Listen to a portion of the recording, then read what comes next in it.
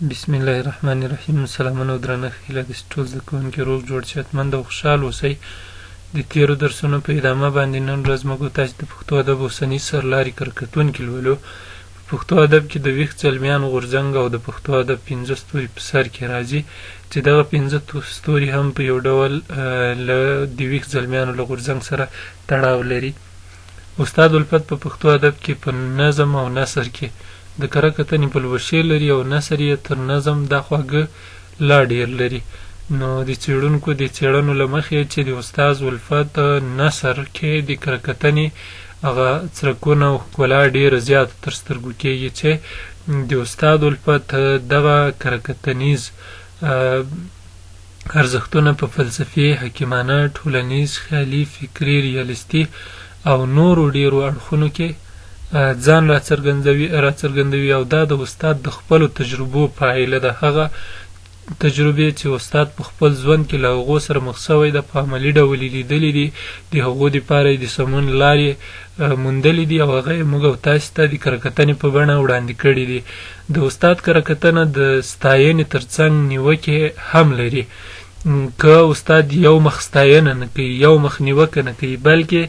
د هرې ستاینې لپاره یو دلیل لري او د هرې نیوکې لپاره د سمون یوه لاره موږ تاسو ته وړاندې کوي او دا د عملي کره کتنې ښه بیلګه ګڼلی سو. د پښتو ادب بل ستوری چې د هغه استاد قیام الدین خادم ده چې د استاد الفت په شان د خادم صاحب لیکنې او کره کتنې هم د نیوکو تر څنګ د سمون لارې چارې موږ تاسو ته راښیي. یعنې موږ په تاسو په تېرو درسونو کې ولوستل چې یوازې نیوکه دې ته کره کتنه نه سو ویلی،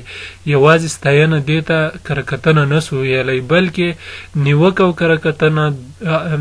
نیوکه او ستاینه باید دواړه په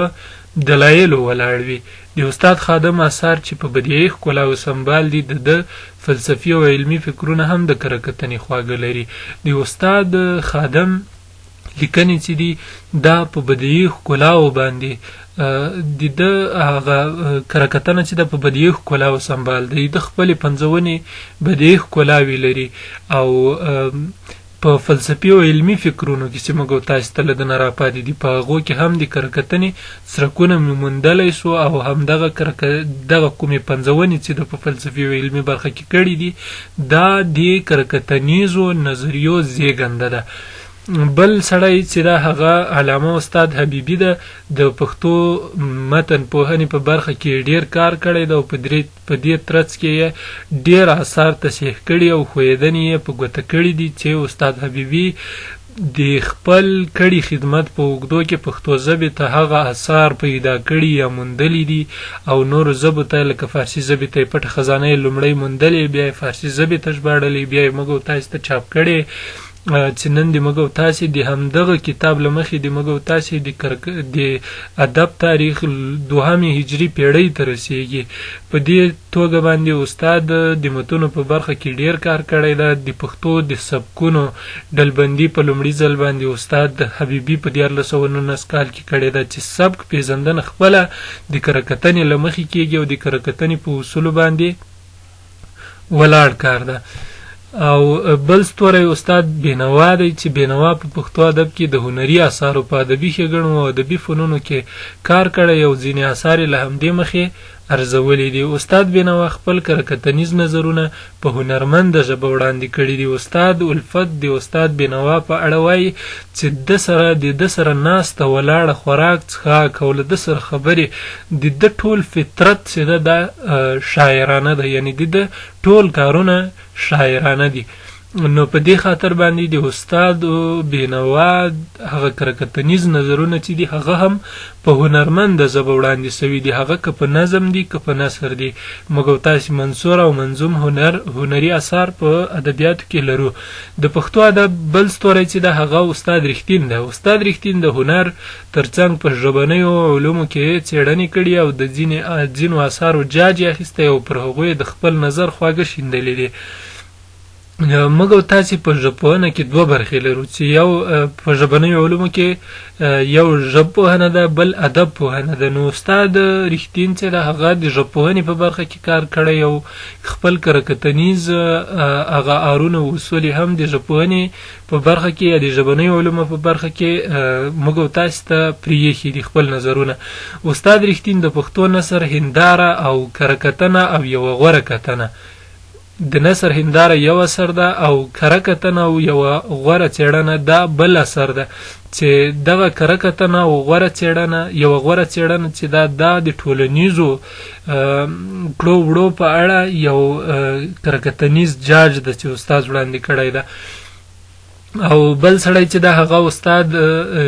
عبدالشکور رشاد ده چې دا د پښتو 15 ستوریو کې نه راځي خو د خپلو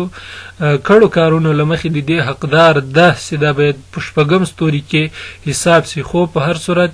استاد رشاد په پښتو ادب کې د متونو په سمونه او ژبنۍ برخه کې کار کړی ده او ډېر شمېر اثار اصلاح کړي دي او پر هغوی خپل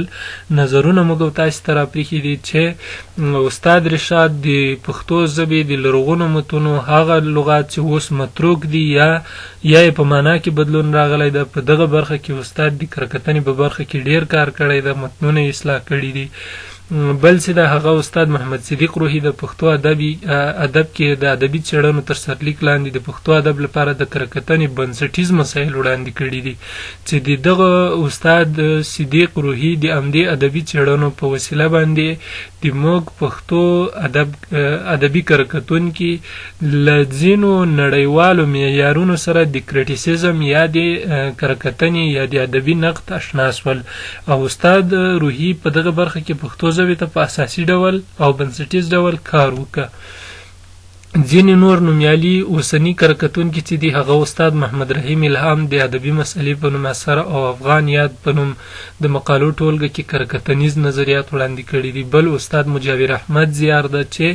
استاد زیار په کرکتنه کې خپل ځانګړې لار لري. د پښتو په ژبپوهنه برخه کې ډېر کار کړی ده همدغه کرکتنیز اړونه د ژبپوهنې په برخه کې کارولي دي او بل د ادب پوهنې په برخه کې د پښتو په سوچتوب باندې ډېر ټینګار لري. بل سړی چې د هغه استاد حبیب الله رفیع ده چې د متونو او فولکلوریکو څېړنو په برخه کې د پام وړ کار کړی او کرکتنیز نظریات یې پرېښي دي چې د بیلګې په توګه باندې د پښتو ادبیاتو ځینې هغه ولسي فورمونه چې هغه معلوم لیکوال نه لري دی په دوه برخو باندې ویشي چې یو ته عام فورمونه وایي بل ته خاص فورمونه وایي چې عام فورمونه د ټولو پښتنو مال ګڼي او خاص فورمونه هغه دي مثلا موږ تاسې د پښتو غزل یا مقام په نوم باندې چې یادېږي استاد وایي چې دا یو هغه لیکوال دی چې د دې لیکوال او ویونکي معلوم دي بل هغه مقامونه دي په پښتو ژبه کې چې د هغې لیکوال نه ده معلوم. نو دا د استاد د هغه نظر د کرکتنیز چې د خپلو څېړنو په پایله کې موندلی او موږ تاسو ته وړاندې کړی ده. استاد عبدالحق رشید کلونه د کرکتنې په برخه کې تدریس کړی او په دې برخه کې له دې استاد نه د نظم او نثر په برخه کې نظریات موږ تاسو ته راپاتې دي. بل محمد زرین انځور د شعرونو او نقدونو په نوم باندې اثر لري. استاد هیوادمل د کرکتنې ډولونو په نوم اثر لري. د کرکتنې له مخې ډېر اثار چاپ ته سپارلي او یو محتاط کرکتونکی یې بللی سو چې استاد هیوادمل هر اثر باندې یوه خبره کوي کرکتنه کوي له ډېر احتیاط سره دی مخکې ځي او یو ډېر تکړه متن څېړونکی دی او د متن پوهنې په برخه کې پوره برلاسي لري. بل استاد لطیف بهانده چې د تیوریکي او عملي کرکتونکي په توګه یې پیژندلی شو او د خپلې ډاکټرۍ علمي رتبې ډیزرټیشن هم په همدې ادبي نقد یا د کرکتنې یا د کریټیسیزم په برخه کې لیکلی ده. نور محمد صحیم په داستاني برخه کې پښتو ادب ته کرکتنیز نظرونه ورکړي دي چې داستاني برخه موږ او تاسې کیسهګۍ لرو لنډه کیسه لرو رومان لرو او ناول لرو همدغه دي داستاني ادبیات دي چې د خپل ځان ته اصول لري. نو نور محمد صحیم هم په همدې برخه کې خپل نظرونه ورکړي دي. بل سړی چې د هغه اسدالله غضنفر په معاصر وخت کې د پښتو ادب په ښکلاو تېروتنو سمونو او نور اړخونو باندې بحثونه لیکنه کړي دي.